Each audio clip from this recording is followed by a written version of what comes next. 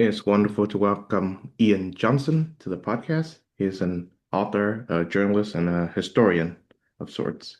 Um, he wrote the book titled Sparks, China's Underground Historians and Their Battle for the Future. It's a very important book, and it delights me enough to know that it exists. Ian, welcome to the show. How are you? Fine. Thanks for having me on the show. Yeah, so tell me a bit about your background when it comes to researching about China. I started studying Chinese language as an undergraduate a bit by accident because there was a language requirement for history, Yeah. and I had grown up in French Canada. I learned French, and I'm an Anglophone, an English speaker, my mother tongue. And I thought, oh, I'd try a different language, and just as a lark, I took Chinese. But I had a very, very good teacher. And after the first year, I thought it was so great, I would sign up for another year, and then another year, and then it just sort of became. I changed my major then to Asian studies for my undergraduate, and then later, I moved after going to China briefly and then to Taiwan to learn Chinese more properly. I then got my master's degree at the Free University of Berlin, worked in China as a correspondent, a journalist for many years, especially in the 1990s. And then starting in the 2010s, I became a freelance researcher, book writer, nonfiction writer, I guess is the best way to put it. I did a little bit of journalism, but mainly worked on articles and books. And I'm working on a PhD, in fact, now, sort of late in my career, on folk belief in China. So it was during the 2010s when I was working on a book about religion in China that I came across this topic and began to research it starting around 2012 or so. That's wonderful. Yeah. And I wish you luck with your current PhD studies. Yeah, that's quite quite fun actually. Yeah. I I wonder, you know, in engaging in PhD studies this, late in, your life and career, would that be an advantage or a disadvantage? Well, it's not for a career because I'm over 60 years old. I'm not going to start a new career as an academic, as a tenured professor. Nobody would hire me for one thing, and I don't really want to start a whole new career at this point in my life. But I did it because I found it very interesting. I had been working especially on this book on religion, which was the previous book that I worked on called The Souls of China. One part of that book is on pilgrimage in Beijing to Miaofangshan, which is a very important mountain outside of Beijing, a holy mountain. And I made this a small part of the Souls of China, but while working on it, I became friends with a professor at Leipzig University. And over the years, we corresponded and I showed him all the material I was collecting. And together, then he took me on as his PhD student. So that's where I'm registered now. And so for me, it's a chance to more systematically study something. I think as a journalist, one is sometimes autodidactic and not always so systematic. And so this is a chance for me to really read all the literature and become really familiar with these topics. So it's quite interesting. It'll be a book also separately, probably my next book. Okay.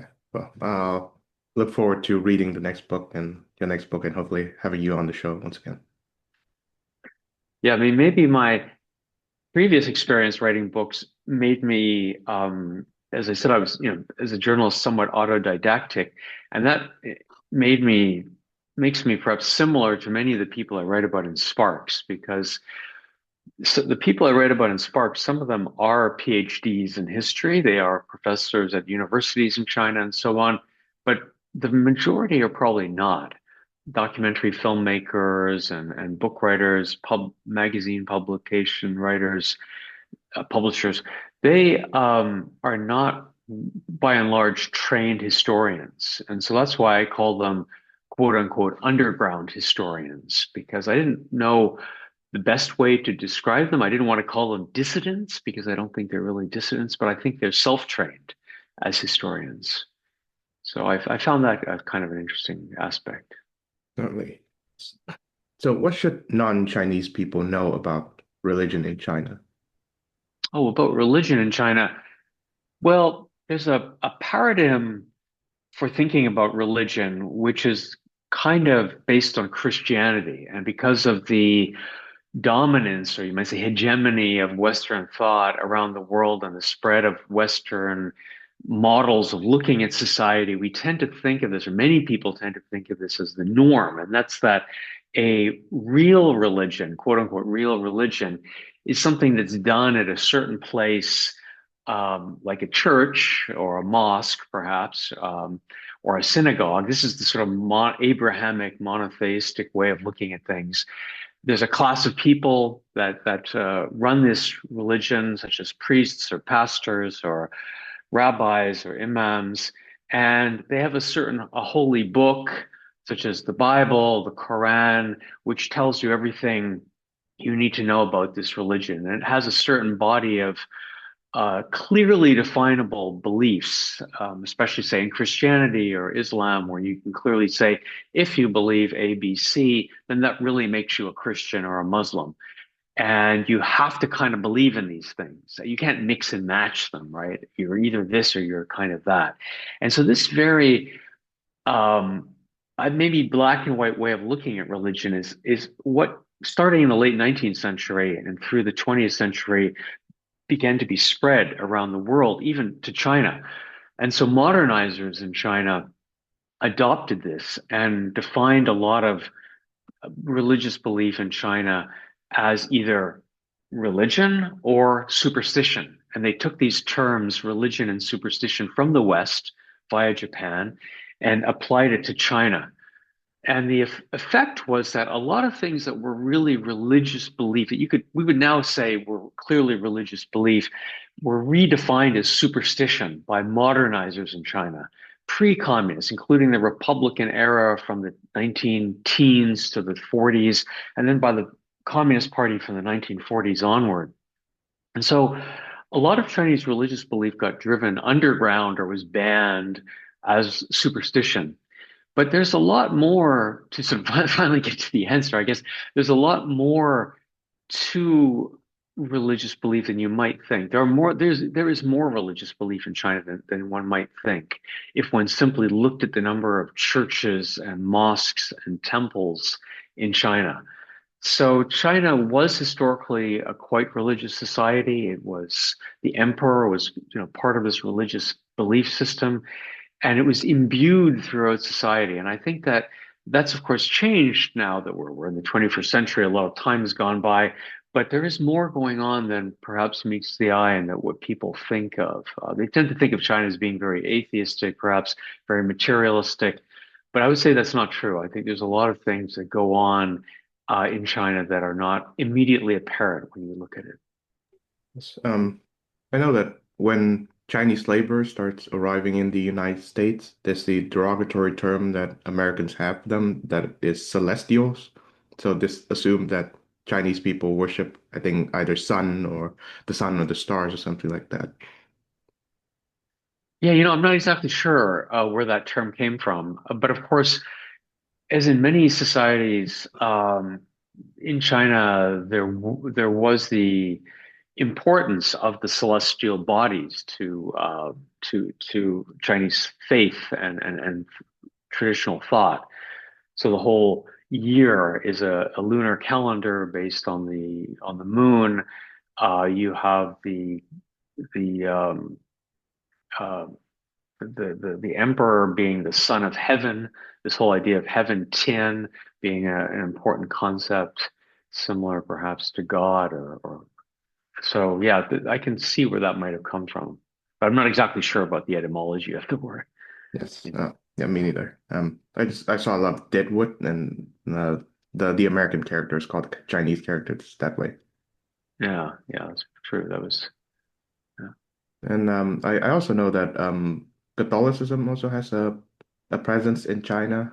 In the year 2000, Pope John Paul II beatified 120 saints and martyrs. Sorry, canonized 120 saints and martyrs Hmm. in Chinese land.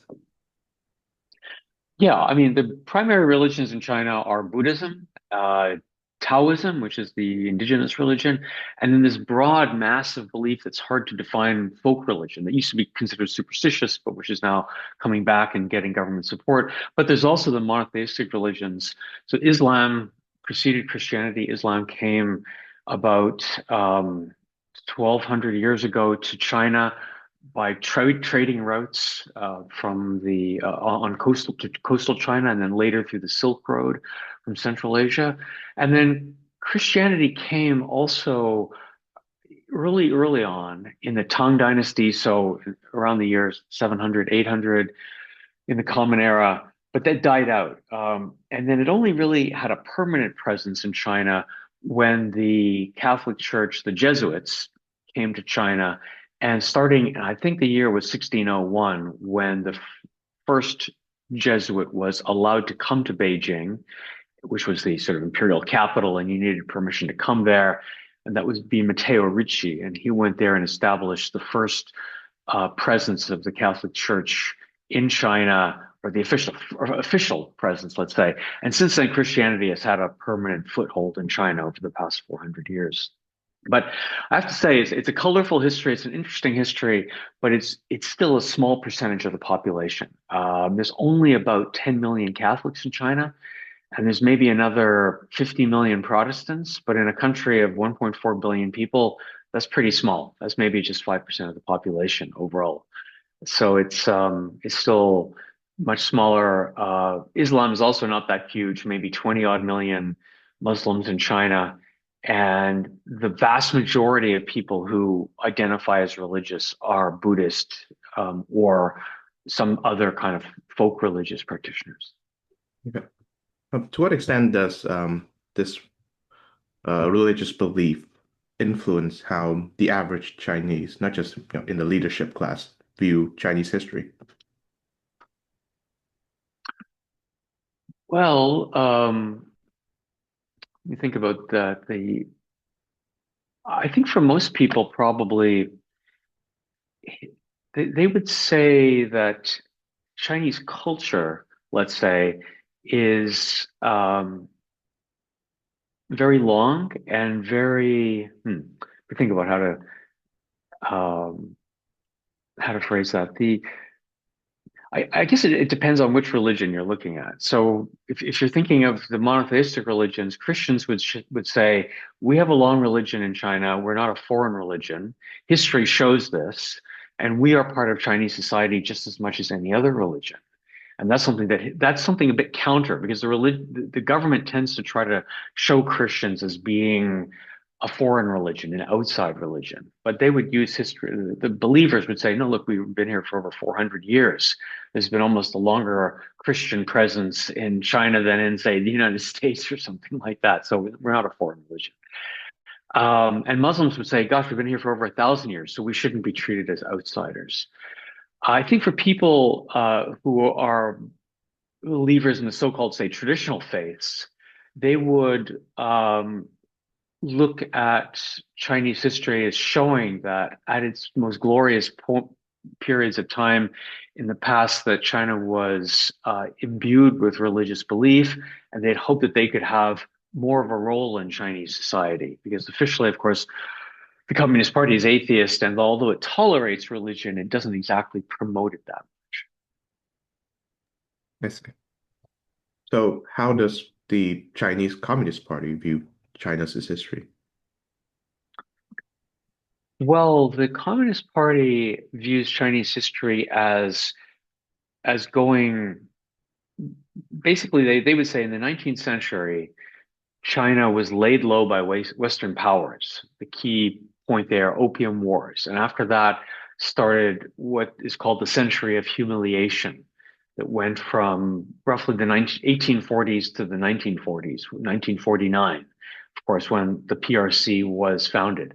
And that's when China's Century of Humiliation ended. So in the 19th century, there were well-meaning patriots. They did their best um, to save China, but it didn't work. It only became possible when the Communist Party was founded in 1921, and that's when things got going, and the Communist Party saved China from foreign incursion, not just Western, but also Japanese invasion and so on. And so it was only possible because of the Communist Party. And so this is the story that you see in essentially it underlies every museum, every historical film, all the TV dramas that are constantly on television in China all the time. That this is the story that the Communist Party saved China, and this is why the party was sort of chosen to lead China because it saved China, and its good performance, which history shows, according to the party at least, means that it should continue to rule China into the future. And of course, there are people in China who don't agree with that. But this is the party's view that history appointed us essentially to save China. And our great performance over the past 75 years means that we should lead China into the indefinite future. Yes. I know that the CCP reveres Sun Yat-sen as China's spiritual founder, and in depictions of him in say books or films and such.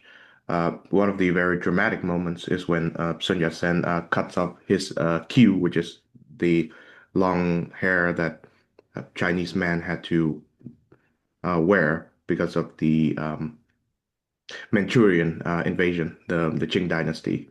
Hmm. So it represents this break from Manchurian rule and this assertion of, I guess, modernity and Chinese nationalism.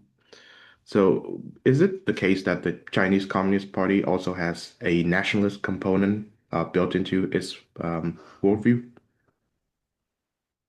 Yeah, I know. I think for sure, the government sees its role as restoring China to its rightful place as the central or as a key world power. This is its goal. It's been the goal of Chinese modernizers before the Communist Party. It's been the goal of Chinese modernizers since the late 19th century to restore what they call, fuqiang, wealth and prosperity to China. And the party views its mission is basically that if it can do that, then it is doing a good job. So the wealth is coming as China develops and becomes more prosperous, etc. And the power is also coming as it builds up its military and is able to expand its military and also its territorial claims that it makes in other parts of the world, such as the South China Sea, etc., and of course Taiwan, taking back Taiwan. So this is still the unfinished business, but it's part of the story that the party tells, and that you see drilled into people through these television shows and dramas. And there are TV stations in China that have nothing but a steady diet of these kind of historical dramas that tell this story. And how has the memory of the chairman, so Mao Zedong, changed or stayed the same since the founding of the CCP or the founding of the People's Republic, so to speak? Yeah, I mean, Mao took over control of the party in the late 1930s, and he established his control by issuing something that sounds incredibly boring, but is actually really important in the party's way of ruling, which was a resolution on party history in 1942, I believe was that. And these resolutions essentially tell the history that went on before and explain why the current ruler rules the country. And Mao used this resolution to say the previous orthodox Marxist way of looking at things, that revolution would start with the working class in urban cities because they'd been oppressed in factories. That might have been true in Europe, but it was not true in China. And China was a peasant society, and it's through peasants that we are going to assert control over the country through a rural-based revolution. And so that was his innovation. And he said this was the correct way. And so he then took control of the party around that time and rode this to power in 1949. And that allowed him to rule relatively uncontested until 1976 when he died. I mean, there were some challenges and hiccups and so on, but basically he was able to rule as the supreme leader over that roughly 30-year period. But when he died in 1976, the party was faced with a problem. And that was that China had not developed all that much in that 30-year period. They had industrialized, they had done some things with, especially with Soviet help in the 1950s, but the country was still extremely poor.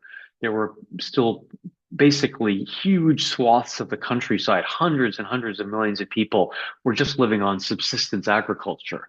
You know, in many parts of the country, if it didn't rain, that meant that people went hungry and there was still malnutrition and so on. And so meanwhile, the leaders of China, the leaders of the Communist Party after Mao looked around Asia and they said, oh, look at places like South Korea, Japan, Taiwan, Singapore, even places like, and these places have now moved in and become industrial.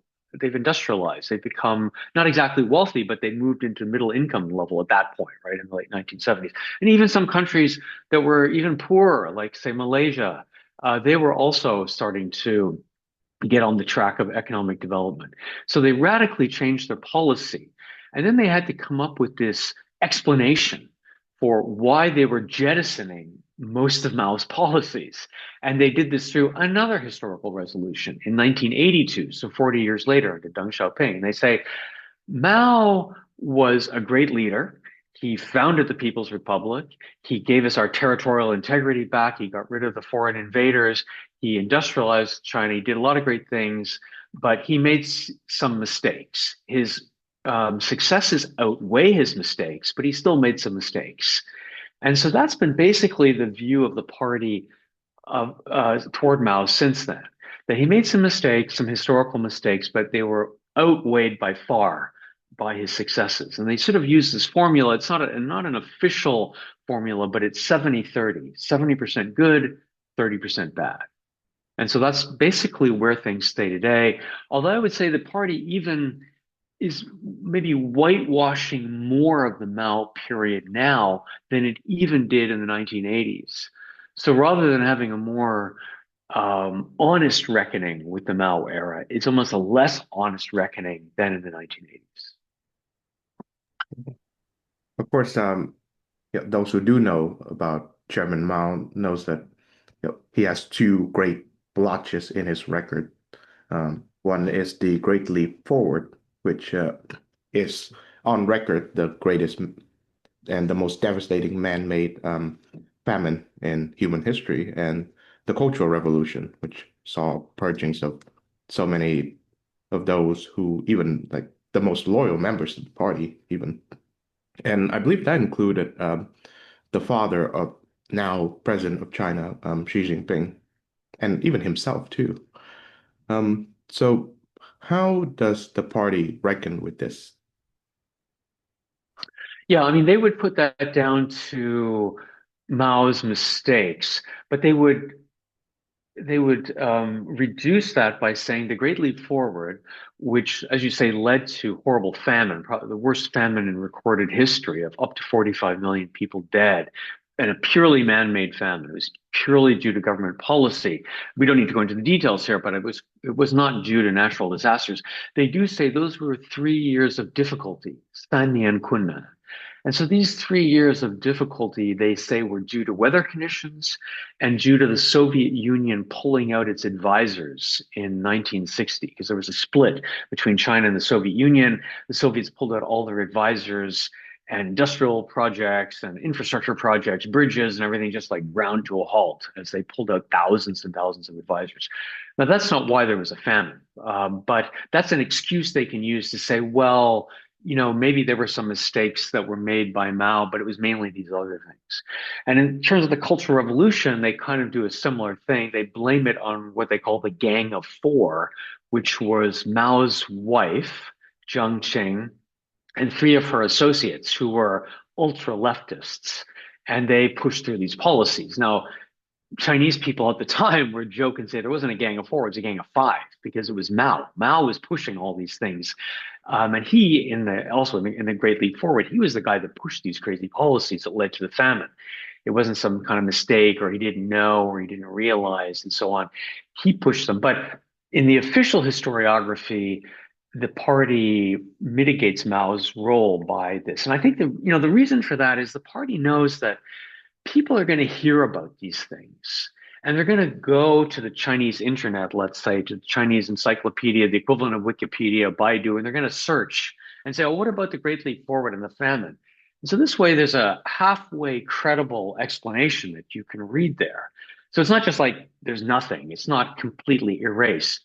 It's that it's given a spin that makes it kind of plausible. And if you don't do a lot of research, you just say, oh, well, that makes sense. Okay, fine. I just move on with my day. I don't need to think too hard about that. And if you really want to bore down and dig into it in China, you can find out the truth.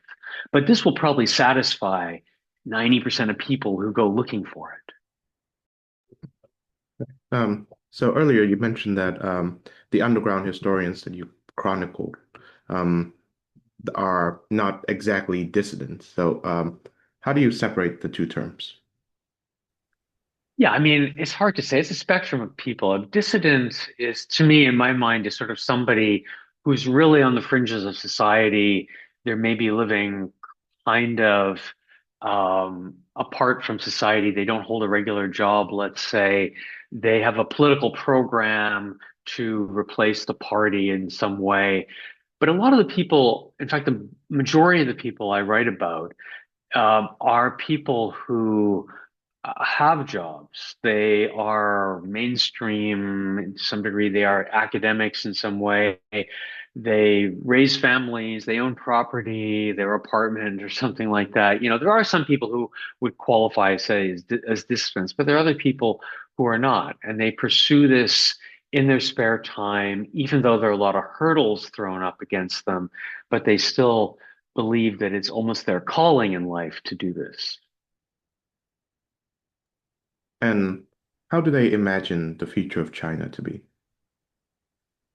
Well, I think they would like a China that is at least a little more tolerant and open than it is now. I think in hindsight, we can say that there was a golden age of civil society or nascent civil society that took place in the 1990s and 2000s when the party, my apologies for that. Sorry about that. But there was a period of more openness towards civil society. There were environmental NGOs, rule of law NGOs. There was a movement of lawyers who tried to take the government at its word and to hold it to its laws, not applying international standards to China, but just holding the government to Chinese laws. I think they would like to see at least a return to that era, if not some better era. And so that's why it's hard to say that it's not a movement of people that are united under one clearly defined set of goals and rules and regulations and so on. But I think it's a broad-based movement of people who would like to see a more open and more tolerant China. And within that movement, there are some people who would like some kind of, let's say, liberal democracy, who would like multi-party democracy. But there are other people who think, oh, that's not necessary or that's not possible in China. But at least the party should not persecute people for their views or for their faith, etc. So, yeah. And I wonder from these conversations, do you have a clearer idea as to how the nationalists lost during the Civil War? Because my reading is that they basically had the advantage and the communists did not. But from the final days of the war, the communists suddenly took over. Yeah, there's different ways of looking at it. I mean, clearly the communists had a huge infusion of help from the Soviet Union. The KMT had an infusion of help from the Americans, but the KMT had two major problems. They had fought the Japanese in World War II. So from 1937 to 1945, they bore the brunt of the war. I'd say, I think most historians would agree that 90% of the deaths were were KMT soldiers, and so they're most battle-hardened leaders, generals, but even down to the battalion commanders and so on, they had fought the Japanese, and many had died. So when you look at, say, the number of lieutenants and colonels and so on who died, 90% of them were KMT. So they lost a lot of people and they were exhausted. The party, the KMT party itself was exhausted at the end of the war. And even though the Americans airlifted in, jeeps and stuff like that, it wasn't enough to make up for the feeling, I think, of just tiredness that the party had. It didn't have this spark anymore to fight. And also, then they made a bunch of crazy tactical decisions where they decided that they would defend every piece of territory that they controlled. So they sent some of their best troops, most of their best equipment to northeastern China to sort of hold on to this industrial area, which on some levels made sense. But the vast majority of China's population and their support, the KMT support, was south of the Yangtze, in the Shanghai, Nanjing area, say up the Yangtze, up to Wuhan and Chongqing. And there were people in the party and generals who said, we can't fight this sort of multi-front war. Let's just concentrate there and fight a decisive war with the communists there. And so then they lost vast majority of their best troops again in materiel, their tanks and aircraft and stuff up in the Northeast. And then they lost. And I think at that point, they were just not able to hold on. So it's you can go into this what if school of history, but I think at some point they were just not able um, to put the energy and the force into the field again after World War II, after the 8 years. Whereas the communists had been sort of hoarding their best troops, their best material in northwestern China, in their base area, and they were ready for the Civil War. So they just like descended at that point.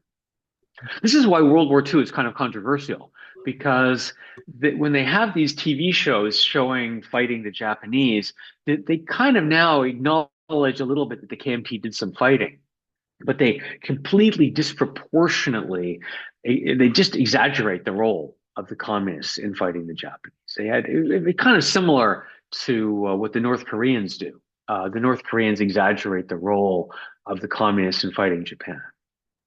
Okay. Right. So since we mentioned Japan, how is China reckoned with its confrontation with the Japanese Empire, both during the party and with the underground historians that you're talking about? Well, I mean, historically, Japan has been a very complicated place for China to deal with because initially, well, if you think of it, China was trying to modernize in the 19th century. Japan went through the Meiji Restoration and sort of did modernize as a modern nation state in the late 19th century, as a very militaristic nation state, taking some of the worst aspects of the West. But it did successfully militarize, and many Japanese students went to China in the early 20th century and learned from Japan. So Japan then, though, became, of course, the sort of enemy of China in World War II, and afterwards it had a very complicated relationship. Initially, in the Mao era, Mao did not pursue things like reparations with Japan. They didn't, and in the early phase of the reform and opening era in the 70s and 80s, they likewise did not pursue reparations. It was only when they began to push this more patriotic, nationalistic agenda, starting in the 1990s, that they began to emphasize things like the Nanjing massacre, which earlier than that was not really pushed by the government at all. Of course, they had acknowledged it, but there was actually a lot more research done into the Nanjing massacre by Japanese historians than by Chinese historians. And this, of course, began to change. But early on, Japan was seen as maybe a country that China could get development aid from or learn from, again, industrial heavy industry and stuff like that. But they only pushed it later when they had this need for a nationalist, patriotic education. Yes. So for those who don't know, can you tell us what happened in Nanjing? I believe it was in 1936, right? Yes, 37.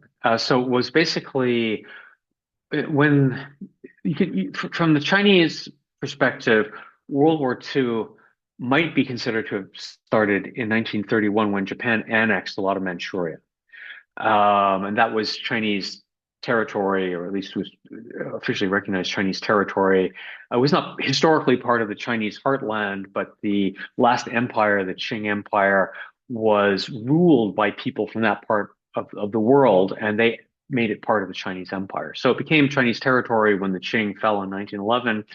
Japan annexed it 20 years later, but I think it really sort of began in 1937 when Japan launched a full-scale invasion of China in the Beijing area and then in the Shanghai area.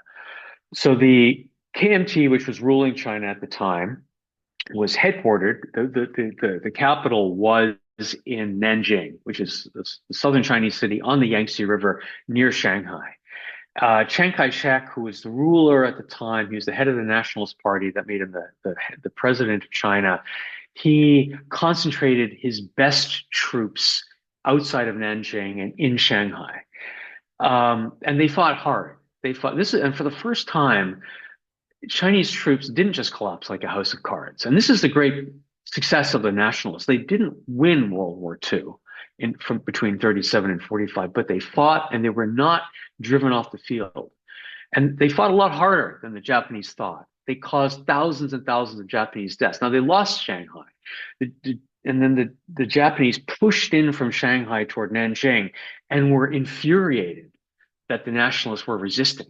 And so when they got to Nanjing, which was the capital, they thought they would teach China a lesson.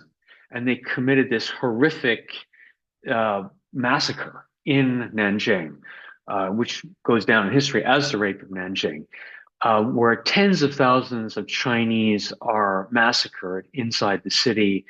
And, just horrific stories of murder and rape, pillage as a way to kind of break the morale of the Chinese people.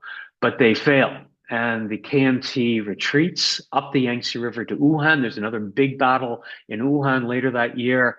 And then they retreat to Chongqing, which is also on the Yangtze River, but way up the Yangtze River and in the mountainous area of Sichuan. And that's where they stay for the rest of World War II. They are not defeated in the field, however.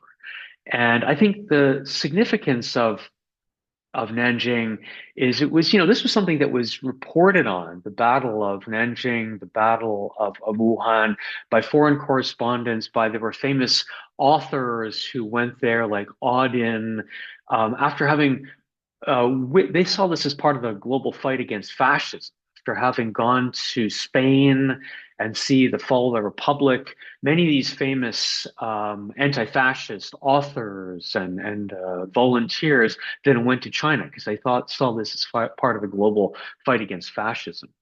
But it was also when you are really defeated and your country and your capital is pillaged and raped, it's also humiliating. And so I think to some degree, after say World War II, this wasn't exactly played up by various governments in China.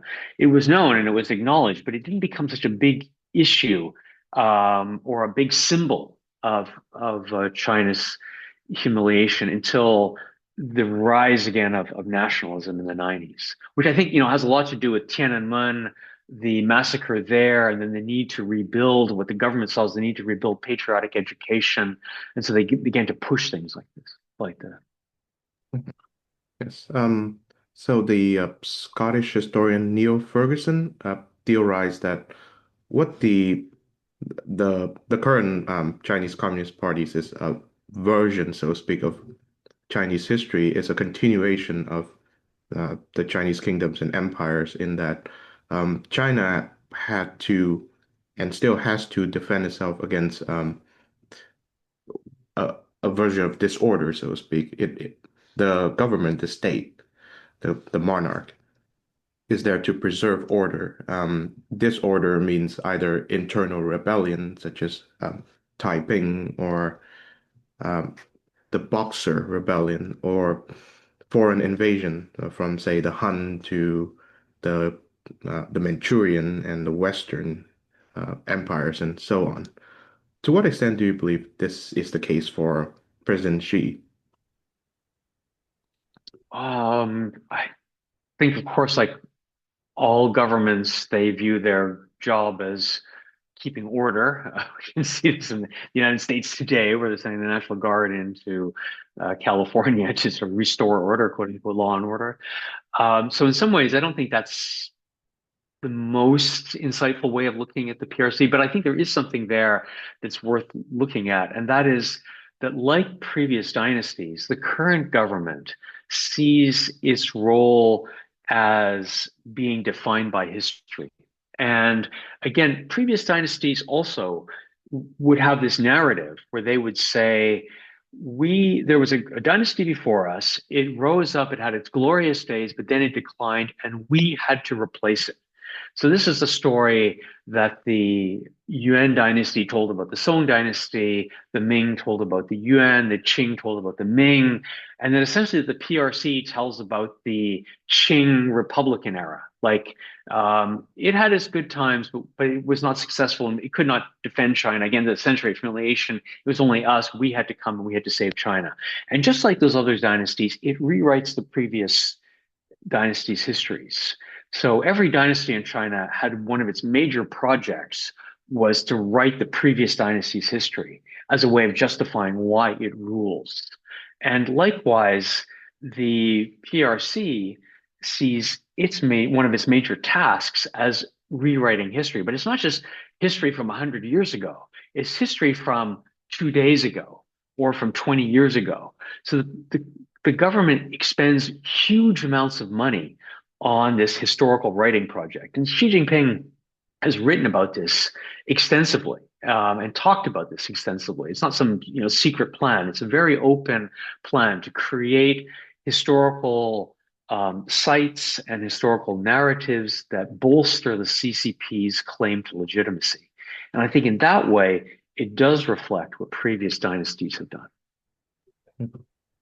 What do you find to be the most difficult job for a historian of China, aside from I guess the threat or risk of being suppressed or censored?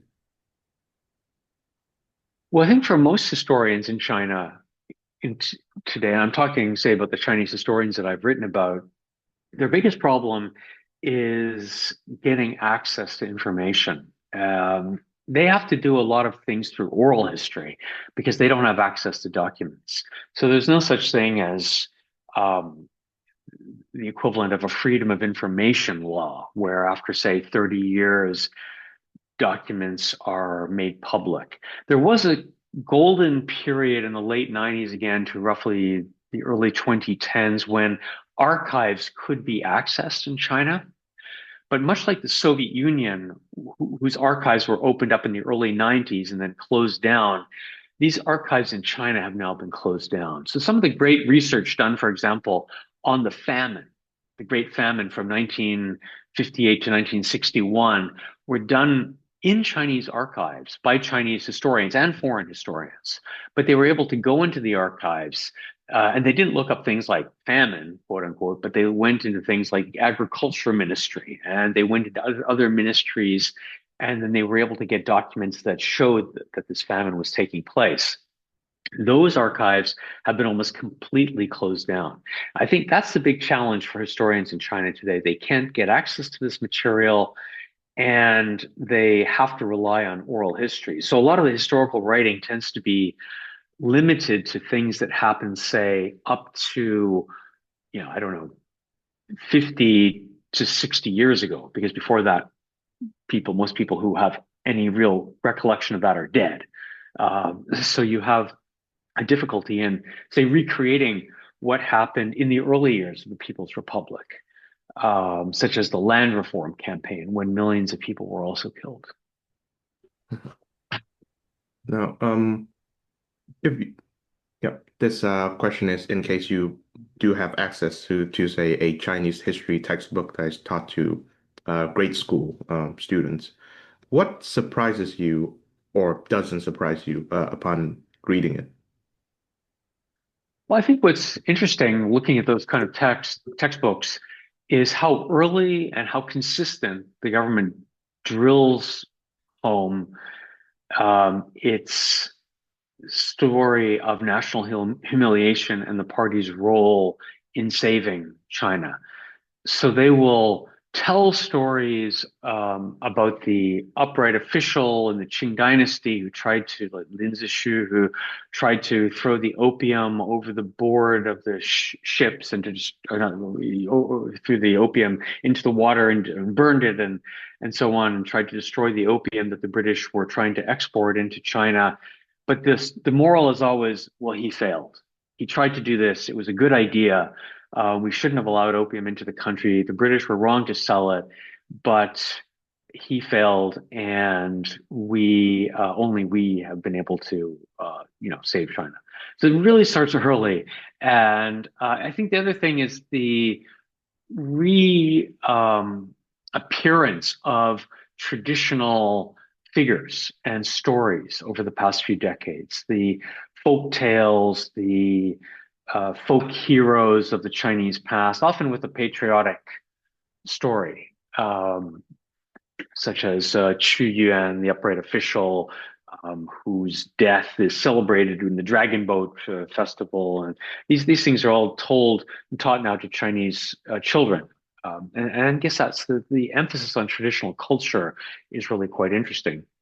But I think maybe if I just make a quick point, what I find interesting about that is also that these ideas are used by counter historians in China today, underground historians, to challenge the state. So, I mean, the interesting thing about, say, Qu Yuan, the guy who committed suicide and whose death is celebrated in the Dragon Boat Festival, is that he committed suicide because he was trying to tell truth to his king.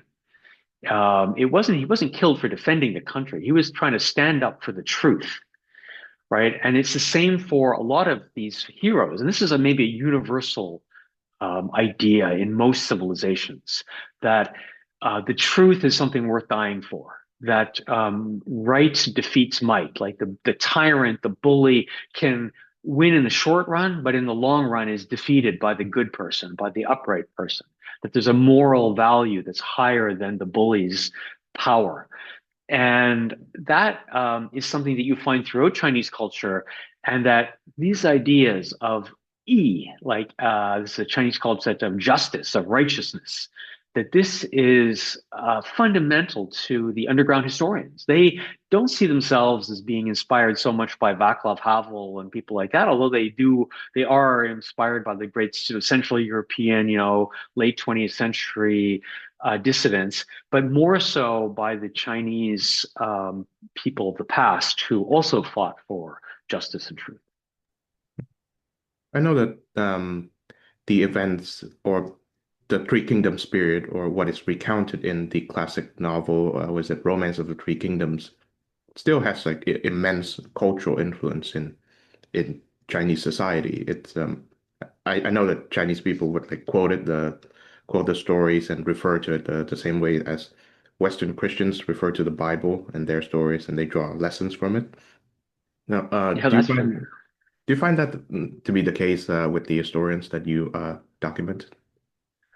Yeah, no, this idea of this sworn brotherhood, or nowadays also like a sworn sisterhood, perhaps, of people who are fighting for the truth, even though, the idea that the government is corrupt, that there are just people in society who are fighting to oppose it, that they represent the true values. This is an idea that you can see in the Three Kingdoms. It's kind of, for Westerners, it might be similar to Robin Hood. The king is not the real king, not the proper king, and that the outlaws in the forest are the people who are the true upholders of the monarchy. And this is this idea in Chinese culture called the Jianghu, the the people of the rivers and the lakes. So the Romance of the Three Kingdoms is sometimes translated, or was translated once at least, as outlaws of the marsh. So these people live in the marshy areas, not the drained rice fields and the plains and so on and so forth, but the areas that are hard to penetrate, where people can hide out in the marshy areas from the government troops, just like Robin Hood hides out in Sherwood Forest. And so these are the sort of the heroes, the Jianghu, the rivers and lakes, the people who hide out in those areas. And people will even talk about that and even use it as an adjective. Oh, he's really Jianghu. He's like a real kind of outlaw, but in a good way. Like he's not an outlaw in the sense of being just some hoodlum who steals from people, but he's a kind of a person in sort of like a kung fu way, right? Who's like fighting for some kind of some sort of justice. And so you see that referred to quite a lot. Yes. I know I'm Vietnamese by descent, and we have the same word too. It's pronounced slightly differently, Zhanghu. Zhanghu. Yes, yeah, Yeah. yeah. And we use it as the same meaning as the Chinese. And I believe there's the folk hero, Fong Sai-yuk, I believe that he's like immortalized in all those Once Upon a Time in China movies, played by Jet Li. He's about the same, similar archetype. Yeah, I mean, I think these are really popular and they inspire people. So on some level, people, your question about the textbooks, I think it's these ideas are inculcated into Chinese people from an early age, and I mean, it doesn't work for everybody, of course, but for some people, it's a way of inspiring them to seek the truth, to fight the truth. Now, other people may have other inspirations. Christians may be inspired by Christian ideas, and Muslims by Muslim ideas, and so on and so forth. But I think this is really a powerful idea, and it's something I found in my book quite a lot. Mhm. Yes. To what extent is history, the concept, alive in China? Well, I think these things are still very much alive. The government, especially in the 2010s, I don't want to lay this all on Xi Jinping's doorstep because I think the pendulum was swinging even in the 2000s. And if you want to have a better turning point rather than 2012 when he took power, I would say 2008 after the Summer Olympics in Beijing. With the arrest of the future Nobel Peace Prize laureate Liu Xiaobo, that was maybe a turning point. It was the party was thinking things are sort of slipping out of control. We need to crack down a bit. We need to get better control over society. And so they began to systematically reduce the freedom that people had on social media, which was quite a free for all in many parts. So there were blogs and all kinds of crazy stuff in the 2000s and people exposing corruption in the party. And they had platforms and there was independent documentary film festivals. This began to be closed down. And so the last independent documentary film festival was closed down in 2013. And so those platforms have closed, but they are still alive. These people have not all disappeared. And there's still people who are making independent films. They're still publishing Samizdat style underground magazines, like the magazine called Remembrance GE.